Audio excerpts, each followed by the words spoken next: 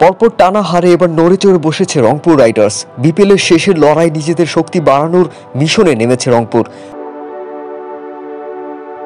লম্বা সময়ের শিরোপা খরা কাটাতে প্লে অফের জন্য Andre Russell, Sunil Narine, David Warner, Tim David এবং আসিফ আলীর মতো ক্রিকেটারদের নিয়ে আসছে 2017 সালের চ্যাম্পিয়নরা।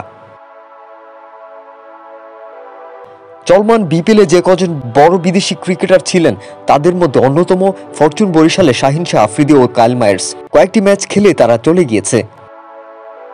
রংপুরে অ্যালেক্স হেলো সিলেট পর্বের পরেই চলে গিয়েছিলেন, যার কারণে নামিদামি বিদেশি ক্রিকেটার ছাড়াই চলছে বিপিএল।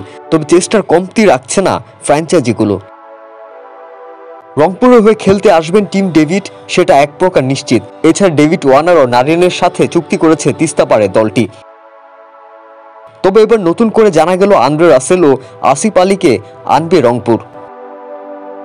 বিগ ব্যাশের ফাইনাল পর ওয়ার্নারের ব্যস্ততা নেই, তাই তাকে প্লে অফে পেতে পারে রংপুর। তবে নারিনকে পাওয়ার নিয়ে সংখ্যা আছে।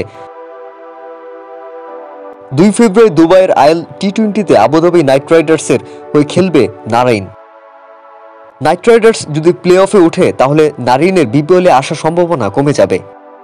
এদিকে খুলনা টাইগার্স, ফরচুন বরিশাল এবং চিটাগং কিংস নামকরা বিদেশি ক্রিকেটার দলে ফেরানোর জন্য চেষ্টা করছেন বলে জানা গেছে।